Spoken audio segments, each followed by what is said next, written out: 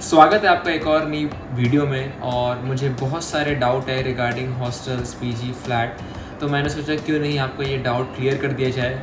तो लेके आया हूँ आपके लिए एक ऐसी वीडियो जिसमें आपको मैं 21 पॉइंट्स में आपको डिफरेंशिएट करके बताऊंगा कि बेनिफिट्स और प्रोज एंड कॉन्स क्या क्या है एक फ़्लैट की, पीजी के और हॉस्टल्स की, जिससे आने वाले दिनों में जब 21 को आपकी हॉस्टल बुकिंग होने वाली है, 21 एंड 22, तो आप अपने हिसाब से हॉस्टल को बुक कर सकते हैं कि आपको हॉस्टल लेना है या नहीं लेना। और वीडियो के एंड में मैं आपको अपना पर्सनल एक्सपीरियंस और एक मेरा पर्सनल एडवाइस बताऊंगा जो कि आपको हॉस्टल लेना चाहिए कि नहीं लेना चाहिए। तो चलिए वीडियो को शुरू करते हैं। फर्स्ट पॉइंट हमारा रहेगा कॉस्ट। हॉस्टल की अराउंड कॉस्ट आपको आएगी अगर आप नॉन एसी जाते हैं तो 1.2 से लेके 1.5, और इसी में अगर आप एसी में जाते हैं तो आपकी कॉस्ट 1.8 से लेके 2 के अराउंड जा सकती है। फिर अगर आप पीजी का देखते हैं तो पीजी का आपको बहुत वेरिएशन होते हैं पीजी को, कि लोकेशन, डिस्टेंस और क्वालिटी का बहुत डिफरेंस आता है। बट एक आप ओवरऑल फिगर इमेजिन करेंगे तो आपको 7 से 8 से लेके 15 to 16 तक आपका प्राइस जा सकता है। और आप फ्लैट की बात करेंगे तो फ्लैट का भी आपका सब मिला के, सारी फैसिलिटीज़ और लोकेशन वगैरह मिला के एक समरी अगर आप देखेंगे तो आपका 1.8 से लेके 2.5 के अराउंड तक आपका पूरा हो सकता है। डिफ़र कर सकते हैं कि आप कितना दूर ले रहे हैं और क्या फैसिलिटीज़ ले रहे हैं। सेकंड पॉइंट हमारा आता है फूड क्वालिटी। अगर आप हॉस्टल की बात करते हैं तो आपको हॉस्टल में मेस मिलती है, आप उस ऑप्शन को हटा नहीं सकते। तो आपको एसआरएम में आपको मेस मिलेगी। और अगर आप पीजी की बात करते हैं तो पीजी में भी आपको मेस मिलती है, आप उस ऑप्शन को कैंसिल भी कर सकते हैं, आप कहीं और मेस भी लगवा सकते हैं। और फ्लैट में अगर आप खाने की बात करते हैं तो आपको अपना पर्सनल कुक रखना पड़ेगा, वहाँ पे आपको पहले से कोई भी मेस की फैसिलिटी नहीं मिलती। फिर अगर आप तीसरे पॉइंट की बात करते हैं कि फ्रीडम, हॉस्टल में आपको फ्रीडम मिलेगी बट एक टाइम लिमिट रहेगा। जैसे फॉर बॉयज़ आपको 9 साढ़े 9 तक वापस आना पड़ेगा ऑफिशियली, एंड फॉर गर्ल्स आपको 7 o'clock तक वापस आना पड़ेगा। थोड़ा ऊपर नीचे टाइमिंग हो सकती है गर्ल्स के लिए। एंड अगर आप पीजी की बात करते हैं तो येस, पीजी में भी टाइम लिमिट होती है, 9-10 बजे आपको पीजी वापस आना पड़ता है ऑफिशियली। फिर आप वहाँ बात करके रखें तो अलग बात है। और अगर आप फ्लैट की बात करते हैं तो यहाँ पे ऐसी कोई टाइमिंग इशू नहीं होगा, आपको जब जहाँ जितने बजे जाना होगा आप जा सकते हैं। फोर्थ पॉइंट की बात करते हुए आता है हमारा ट्रैवलिंग, कि अगर आपको अपने रूम से कहीं बाहर जाना हुआ या अपने रूम से क्लासेस जाना हुआ तो क्या डिफरेंस आ सकता है। येस, अगर आपका हॉस्टल है तो आपके लिए बाकी चीज़ें जैसे घूमने फिरना हो गया वो तो तीनों के लिए सेम रहेगा। बाकी जो बिल्डिंग और क्लासेस रहेंगी आपकी, ये आपके हॉस्टल से बहुत पास पड़ेंगे, क्योंकि आपकी क्लास कैंपस के अंदर होगा और आपका हॉस्टल भी आपके कैंपस के अंदर होगा। एंड पीजी की बात करें तो येस, पीजी आपका थोड़ा दूर होगा तो आपको थोड़ी सी डिस्टेंस ट्रैवल करनी पड़ेगी, एंड सेम गोज़ फॉर आपके फ्लैट्स।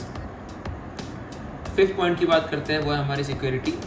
येस, हॉस्टल में बहुत आपको अच्छी सिक्योरिटी देखने को मिलेगी, गार्ड वगैरह सब वहाँ रहेंगे, वार्डन रहेगा, तो ऐसी कोई इशू नहीं आएगा। And same goes for PGS and flat. But flat और हॉस्टल की सिक्योरिटी कंपैरेटिवली ज़्यादा रहेगी पीजी से, क्योंकि पीजी ओपन एरिया में होते हैं और हॉस्टल और फ्लैट एक कंट्रोल प्रेमाइसेस के अंदर होते हैं। सिक्स पॉइंट की बात करते हैं वो है प्रिवेसी। हॉस्टल में आपकी प्रिवेसी ऐसे तो आप 3 लोगों के साथ शेयर करेंगे रूम। तीनों फ्लैट, पीजीज और हॉस्टल के लिए ये पॉइंट डिपेंड करता है आपको कैसे रूममेट्स मिल रहे हैं, आपको आसपास कैसे रूम्स मिल रहे हैं। बट येस, फ्लैट में आपके फ्लैट में आपको कोई डिस्टर्ब नहीं करेगा, आसपास वाले सबको अपने काम से मतलब होता है। एंड पीजीज और हॉस्टल का थोड़ा सिमिलर होगा, क्योंकि एक ही फ्लोर में बहुत सारे एक ही रूम के अंदर 3-3, 4-4 बच्चे रह रहे होंगे, तो थोड़ा सा आपका मिलना जुलना ज़्यादा रहेगा बच्चों से। सेवेंथ पॉइंट की बात करते हैं जो आपकी इलेक्ट्रिसिटी और वाईफाई। येस, हॉस्टल्स और पीजीज़ में आपको हॉस्टल में आपको 100% आपको वाईफाई मिलेगा। पीजीज़ में डिपेंड करते हैं कहाँ मिल रहा है, कहीं मिल रहा है, कहीं नहीं मिल रहा। एंड फ्लैट में आपको खुद लगवाना पड़ेगा।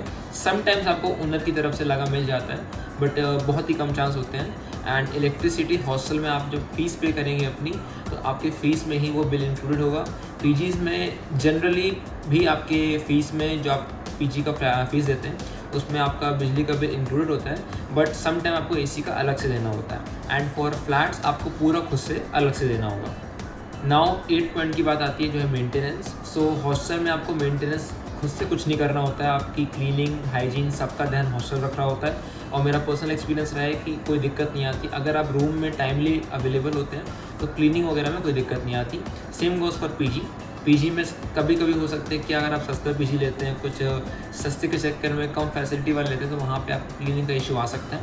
एंड फॉर फ्लैट आपको अरेंज करना पड़ेगा सफाई के लिए किसी को, जैसे आपने कुक को अरेंज किया है। 9th पॉइंट की बात करते हैं जो है सोशल लाइफ।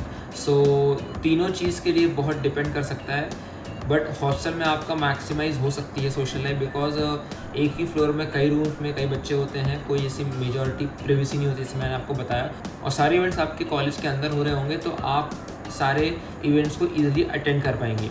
बट पीजी आपका दूर हो जाता है, और दूर रहने की वजह से आपकी थोड़ी सी सोशल लाइफ जो कॉलेज में इवेंट्स होते हैं उनमें कम हो जाएगा। And same goes for flat आपका दूर हो जाता है तो कभी कभी आपका इवेंट में आने का मन नहीं करेगा, और आपके जो फ्लैट्स होते हैं वहाँ पे इंटरेक्शन भी कम होता है लोगों को, क्योंकि वहाँ पे लोग भी कम रहते हैं। सो सोशल लाइफ में हॉस्टल आपका मैक्सिमम रहेगा, then goes for PG, then goes for flat. 10 point आता है rules and regulation strictness. So yes, hostel आपका स्ट्रिक्ट रहेगा सबसे ज़्यादा, क्योंकि वो एक कंट्रोल प्रीमाइसेस के अंदर आता है कि आप वहाँ पे सेलिब्रेशन बहुत अलाउड नहीं कर सकते हैं, बर्थडे पार्टी सेलिब्रेट नहीं कर सकते हैं, एंड कुछ क्रैकर्स नहीं जला सकते हैं। एंड देन पीजी आता है, थोड़ी सी लीनेंसी हो जाती है, एंड देन फ्लैट आता है, क्योंकि फ्लैट आपका इंडिपेंडेंट होता है, आप वहाँ पे कुछ भी कर सकते हैं। 11th पॉइंट आता है आपका क्लीनिनेस। तो जैसे कि मैंने आपको मेंटेनेंस में समझाया कि आपके ऊपर डिपेंड करता है कि आप कैसे मेंटेन कर रहे हैं। हॉस्टल में आपको देख रेख करने की ज़रूरत नहीं है, सब हॉस्टल वाले करेंगे। पीजीज में थोड़ा देखना पड़ सकता है, एंड फ्लैट में आपको अपना पूरा मैनेज करना पड़ेगा, कुक से लेके सफाई से लेके हर चीज़। सो 12th पॉइंट की बात करते हुए आता है हमारा लॉन्ड्री। सो यस, हॉस्टल बुक करते समय आपको वहाँ ऑप्शन मिलेगा लॉन्ड्री का, आप चाहें तो उसको चूज़ करिए, चाहे तो उसको चूज़ ना करिए। और अगर आप उसको चूज़ करते हैं तो आपकी हॉस्टल में ही लॉन्ड्री की सारी सर्विस अवेलेबल कराई जाएगी। आपको हफ्ते में एक दिन डिसाइड करके बता दिया जाएगा कि आपको कब अपने कपड़े देने हैं।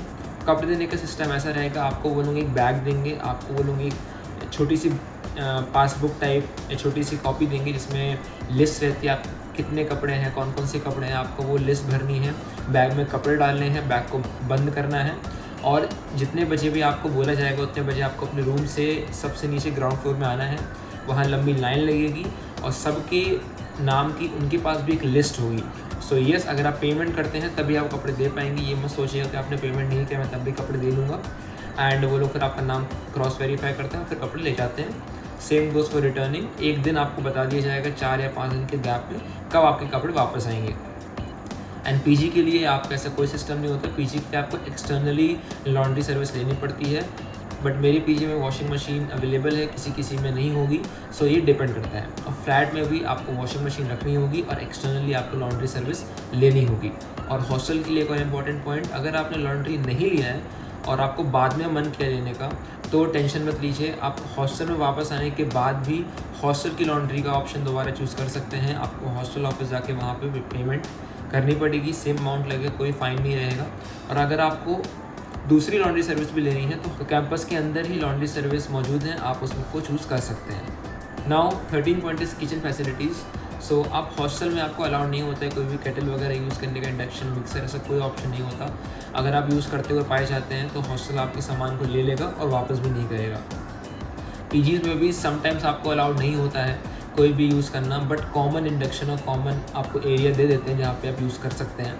एंड फ्लैट में आपका ऑब्वियसली किचन रहेगा और आप वहाँ पे इंडिपेंडेंटली कुछ भी चीज़ों को अरेंज करके अपने हिसाब से यूज़ कर सकते हैं। 14 point is guest policy. So hostel के अंदर आपको कोई भी पेरेंट्स फ्रेंड्स को रुकवाना अलाउड नहीं है, उनके लिए अलग से प्रीमाइसेस बनाई होंगी।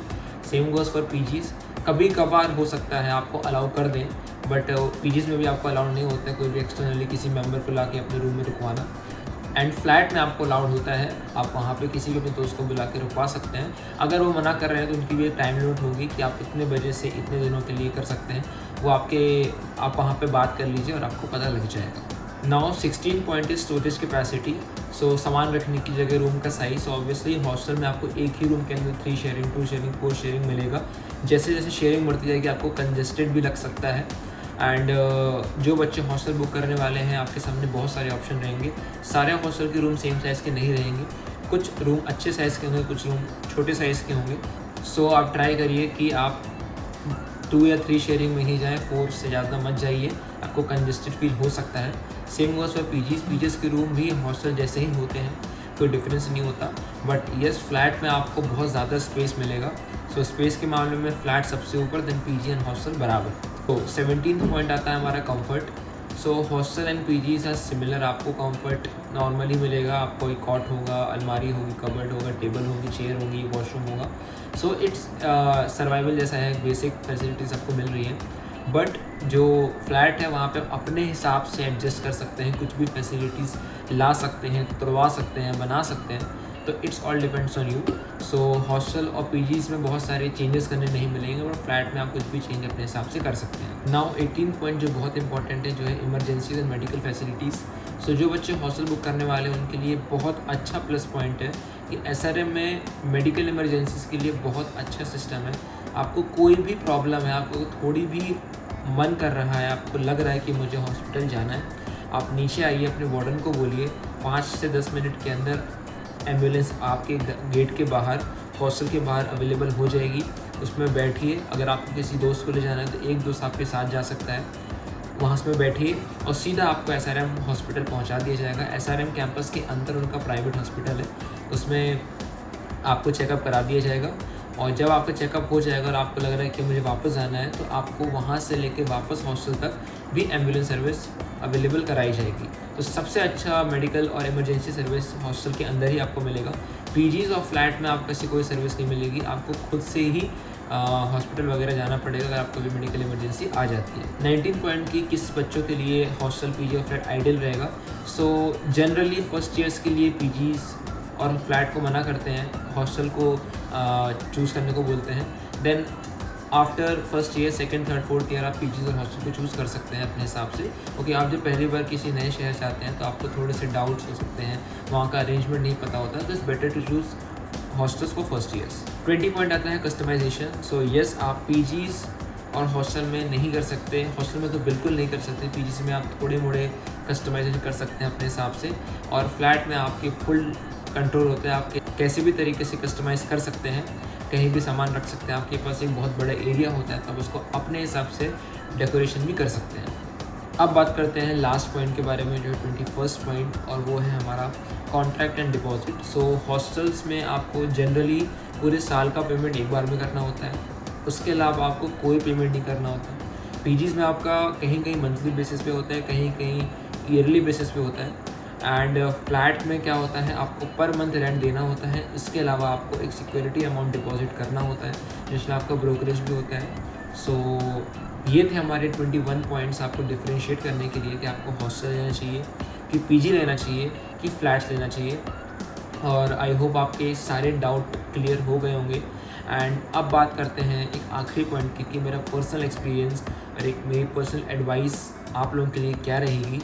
और वो ये रहेगी कि एटलीस्ट 1 साल के लिए तो हॉस्टल में रुकिए, क्योंकि हॉस्टल का experience is the best experience.